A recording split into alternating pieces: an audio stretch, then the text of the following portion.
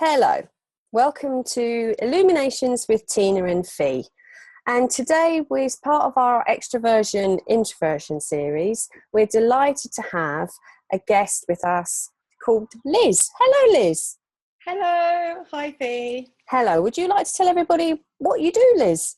Okay, yes, my name's Liz Davies. I'm a clinical hypnotherapist, an EFT practitioner, and a wellbeing consultant.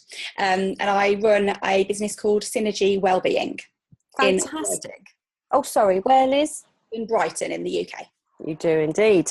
And I've had the great pleasure of getting to know Liz over the last few months, 6 months-ish, and it was perfect. And Liz very, very gratefully said she would participate with us because Tina and I realised that we're definitely more of an introverted preference. And so it would be really good to have somebody.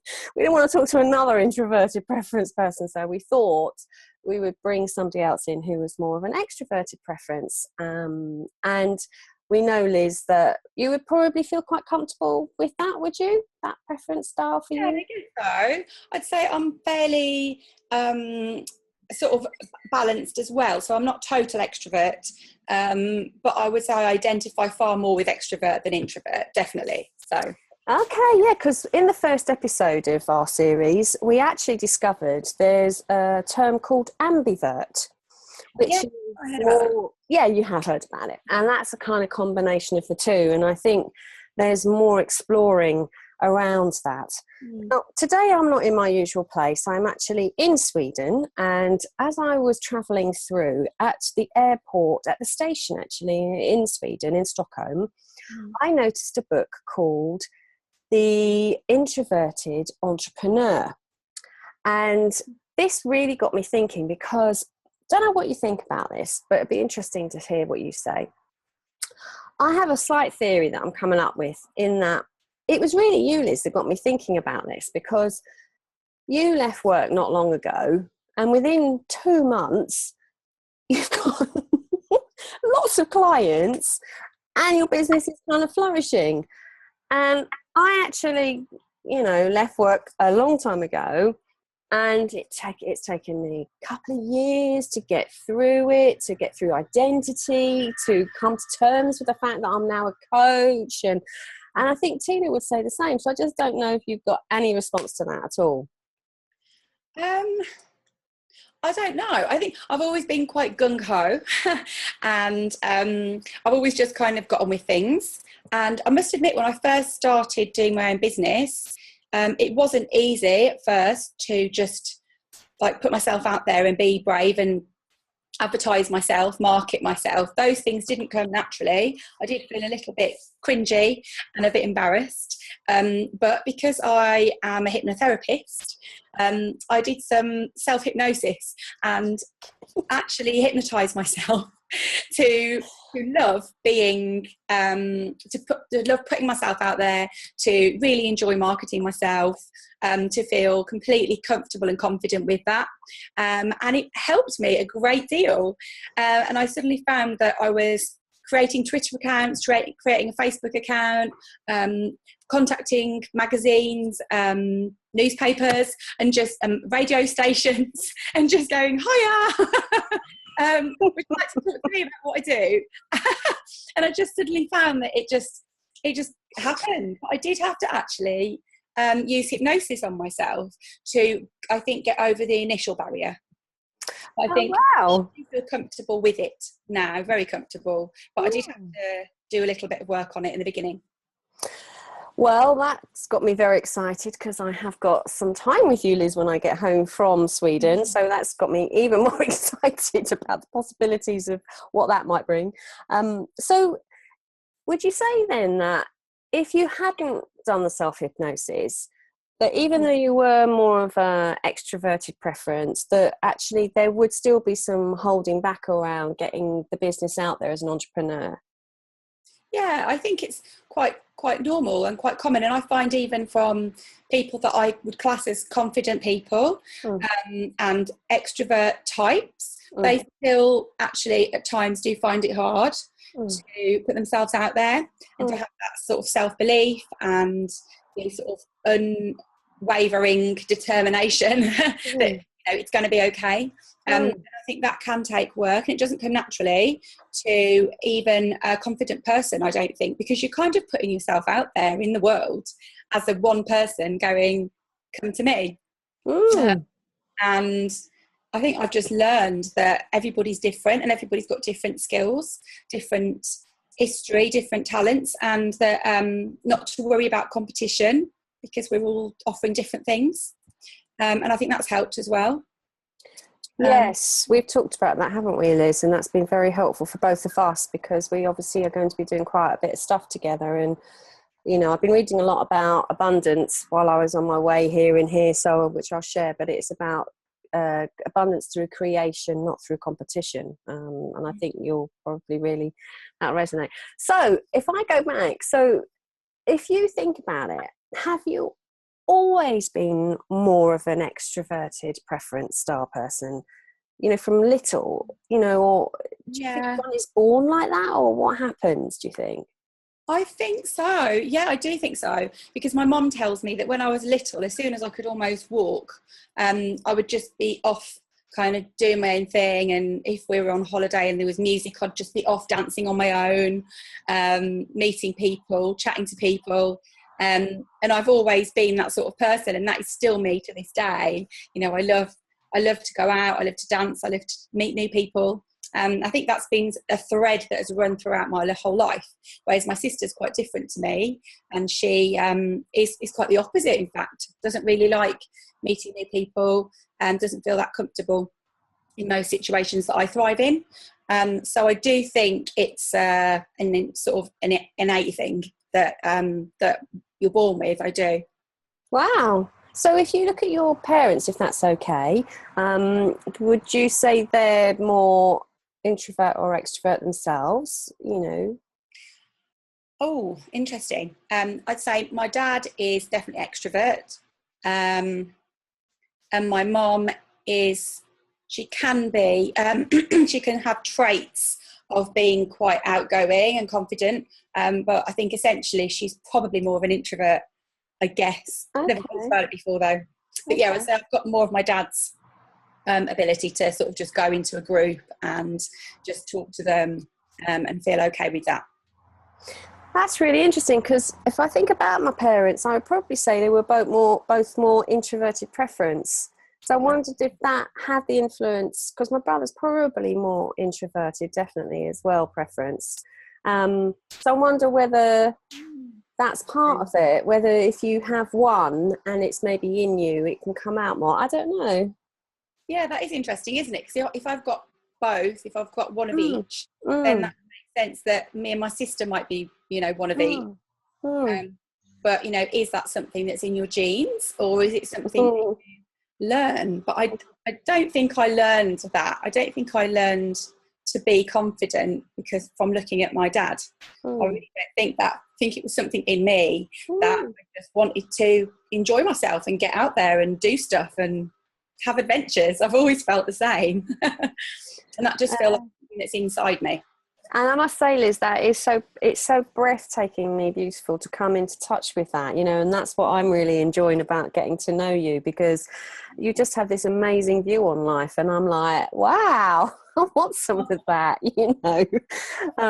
So if you look back over your life, how do you think being of a more extroverted preference has kind of helped you in life? I think it's helped me at all stages, actually. It helped me at school to just get on with things. And, you know, there's always a bit of bullying at school. And I had a bit of bullying myself when I was at primary school.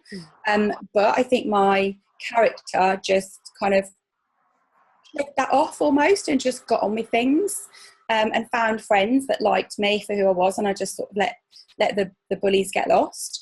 And then... Right. And then at senior school, again, sort of it was lots of different times when I was growing up through my teenage years, and there was times when it's a bit more tricky and you're sort of adolescent. But I think I had this internal feeling that I would be okay and everything was going to be all right, and I just needed to do what I felt was right and follow my heart. And so I always tried to choose friends that seemed like good people and to look after my needs in that way. So it helped me at school. It helped me overcome teachers that were quite critical, and would say to me, oh, I don't think you're going to get the results to get into the university you want to go to. How shocking. Wow. And I just thought, how dare you tell me that? I'm doing what I want. So other people may have actually let that put them down and put them off. But I just didn't even contemplate that. I just thought, how dare you? And then I went to university, and I remember everybody in my halls of residence, when we all got dropped off by our parents, loads of people were upset, and they were like looking a bit scared and a bit worried and a bit just sort of like, oh God, what do I do now? Whereas I was like, go on, Mum and Dad, off you go. I couldn't wait for them to go. And when they'd gone, I was like, yay, I'm free, I can go and meet new people.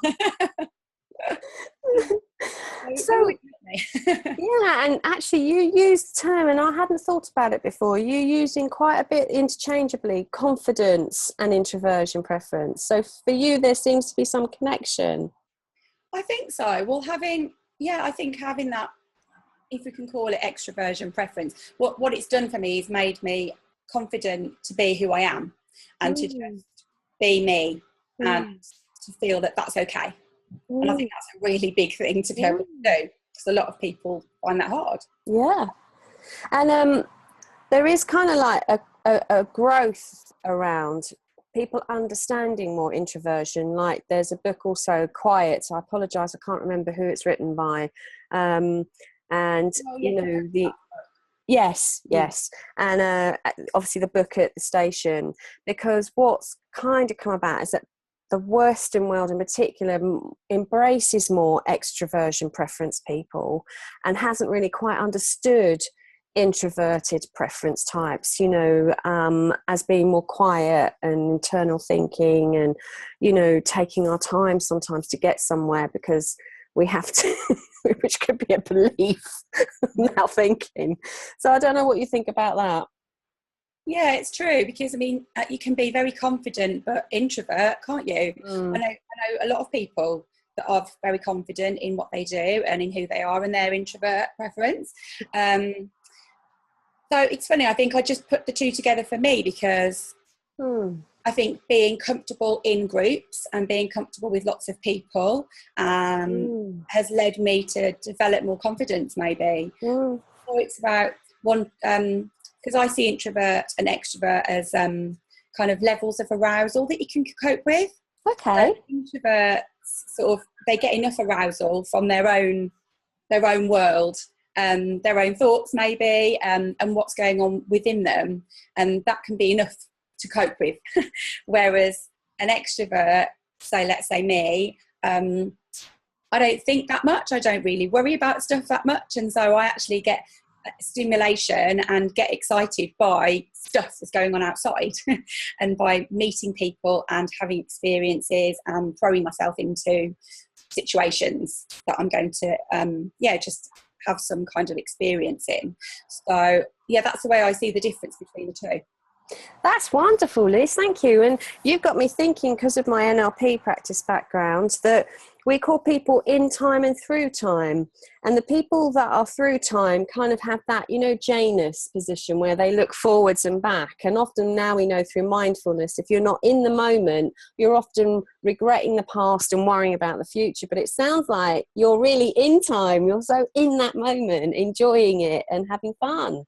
Yeah, I'm a naturally mindful person, I think. So when I learned about mindfulness, I just thought, so what? That's just normal. I was really surprised to hear everybody saying, oh God, yeah, that's me all the time. I'm always in the past or the future. And I thought, wow, maybe that's why I've had an easier ride. Some people say to me, oh, you've had a charmed life, you're blessed. I just think, well, I really don't know if I am or not, but I just know that I've just got on with life, and I have stayed very present focused as much as I can, and that has helped me with whatever. I remember when I was studying for my A-levels, this memory popped into my head the other day. I was sitting in my bedroom studying away for my sociology A-level, and suddenly got gripped by this fear. I mean, it was a real panic that if I didn't get the right grade for this exam, I wouldn't be able to go to university. And it was so important for me to go. I really, really wanted to get out and go to university and have adventures there. And this panic, it sort of just gripped me, and I wasn't used to that. And I thought, oh my God, I'm scared. And I just thought, just wait a minute. Now, how is this going to help you if you start getting worried about this exam? How is it going to help you? So I was like, it's not with it. Just forget it and just crack on. Just get your head down and keep on revising. And I think that little experience helped me with lots of life moments of panic or fear, because I just realised that doesn't help you. You've just got to keep going calmly and you will get through it. Brilliant. Well, Liz, we've come to the end of our conversation. That was so inspiring. Thank you so much. I think your definition was absolutely brilliant. So thank you. That will add to all our people listening around their understanding around it. But can I say thank you from Tina and I for taking out your time. And we're very grateful for you being part of Illuminations with Tina and Fee. Thank you, Liz. Anytime. Bye, Fee. Bye.